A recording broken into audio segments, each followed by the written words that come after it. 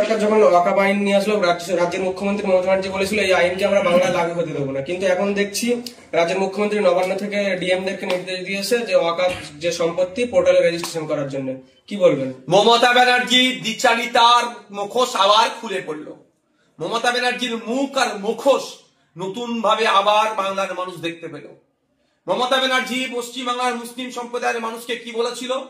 দুটো তিনটে কথা বলেছিল যে ওয়াকফ নিয়ে আন্দোলন করতে হলে দিল্লি যাও, এখানে গুলোগুলি করবেন না, তাহলে আমার থেকে বড় শত্রু হবে না, কিছু কথা।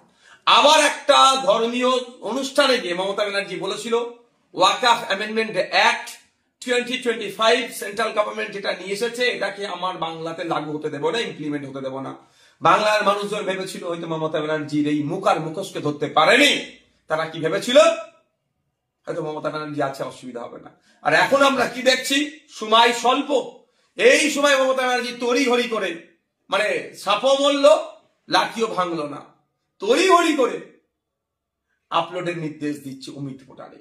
তো আমার প্রশ্ন এখানে যে আমরা যখন রাস্তায় নেমেছিলাম, বিজেপির বিরুদ্ধে আন্দোলন করছিলাম, বিজেপির নিয়ে আসা আইনের বিরুদ্ধে আন্দোলন করছিলাম, আমরা যখন বলছিলাম যে এই আইনকে প্রত্যাহার করতে হবে, তখন আমাদের ভাঙড়ে 3000 মানুষের নামে মিথ্যা মামলায় মমতা ব্যানার্জির পুলিশ দিয়েছিল মমতা ব্যানার্জির নির্দেশে। আমার নামে ভাঙড় ডিভিশনে 5টি মামলা ওই দিনকে হয়, সেই দিনকে আমি ভাঙড় ডিভিশনই ছিলাম না, আমি ক্যালকাটা পুলিশের আমি ধর্মতলার দিকে ছিলাম, শিয়ালদার দিকে ছিলাম, আমার নামে মামলা হয়েছে। শুধু তাই নয়, শামশেরগঞ্জ অত্ত এলাকাতে প্রচুর মিথ্যা মুসলিম ছেলেদের নামে, নিরীহ ছেলেদের নামে মিথ্যা মিথ্যা মামলা দিয়েছিল ওয়াকফকে কেন্দ্র করে। অর্থাৎ বিজেপির বিরুদ্ধে আন্দোলন তুমি করছো, তোমার আন্দোলনকে বন্ধ করতে হবে বলেছিল। তখন পশ্চিমবাংলা মুসলমানরা বুঝতে পারেনি আমাদের কথা। আমরা বলেছিলাম এই মমতা ব্যানার্জি কিন্তু আপনাদেরকে নিয়ে দ্বিচারিতা করতে পারে। আমরা কি যুক্ত করেছিলাম যে রাজ্য সরকারের পক্ষ থেকে সুপ্রিম কোর্টে যাক, সুপ্রিম কোর্টে গিয়ে মামলা করুক ওয়াকফ সংশোধনী আইনের বিরুদ্ধে, তা করেনি। আমরা বলেছিলাম বিধানসভায় রেজুলেশন পাস করা হোক এই ওয়াকফ আইনের বিরুদ্ধে, সেটা করেনি। আজকে পশ্চিমবাংলার মুসলমানরা বুঝতে পারছে মমতা ব্যানার্জি তাদের সাথে কি ধরনের খেলা খেলছে। এখনো যদি না ঘুম ভাঙে পশ্চিমবাংলার মুসলমানদের, তাহলে আগামী দিন কিন্তু আরো দুরবস্থা হয়ে আসবে।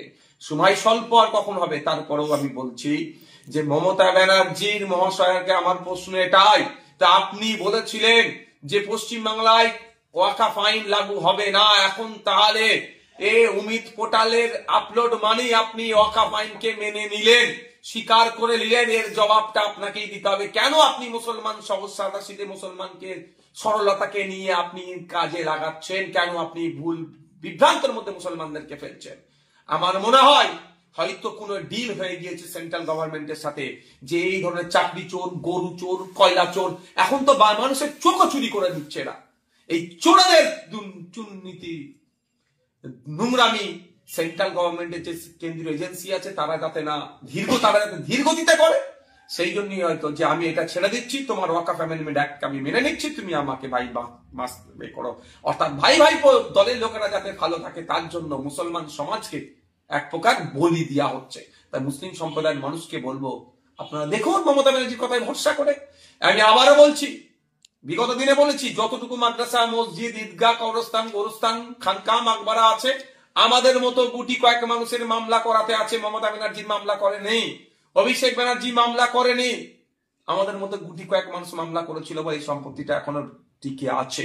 তাই অনুরোধ করছি মমতা ব্যানার্জির কথাতে কেউ ভরসা করলে এই রকম বিপদে আপনার পাশে মমতা ব্যানার্জি দাঁড়াবে না, সময় স্বল্প।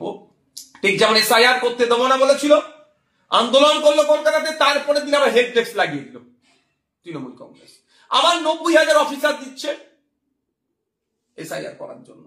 আবার বলছে এসআইআর এর 2 বছরের কাজ 2 মাসে করছে, প্রচুর চাপ হয়ে যাচ্ছে। আপনি না অফিসার দিলে তো হতোই না, আপনি অফিসার দিয়েছেন বলে তো এদের উপরে বিএলওদের উপরে চাপ পড়ছে, আপনার কথা ঠিক। তো মমতা ব্যানার্জি বিচারিতা যত দিন যাচ্ছে প্রকাশ পাচ্ছে। মুসলমান সমাজকে বলবো ওয়াকফ সংশোধনী আইন নিয়ে যে বিচারিতা আপনাদের সাথে করেছে এটা আপনারা ভুলে গেলে হবে না। কেন করবে না মমতা ব্যানার্জি দল? মমতা ব্যানার্জির ক্যাবিনেটের মিনিস্টার আছে, সে ওয়াকফ সম্পত্তি দখল করে রেখেছে, এই অভিযোগ আছে। মমতা ব্যানার্জির দলের এমপি ওয়াকফ সম্পত্তি দখল করেছে, মমতা ব্যানার্জির দলের এমএলএ ওয়াকফ সম্পত্তি দখল করেছে, এই অভিযোগ আছে। মমতা ব্যানার্জির দলের কাউন্সিলর, পঞ্চায়েতের মেম্বার, নেতা কেতারা, মমতা ব্যানার্জির দলের তৃণমূল কংগ্রেসের নেতারা ওয়াকফ সম্পত্তি লুটে খাচ্ছে, এই প্রমাণ অনেক আছে। ওই জন্য সে কেন্দ্রের সাথে হাত মিলিয়ে বাকি যতটুকু আছে লুটার চেষ্টা করছে হয়তো। তাই আমাদেরকে আইনি লড়াই করতে হবে, মাঠে ময়দানে থাকতে হবে, ওয়াকফ সংশোধনী আইনের বিরুদ্ধে আমাদেরকে আন্দোলন চালিয়ে যেতে হবে গণতান্ত্রিক প্রক্রিয়া।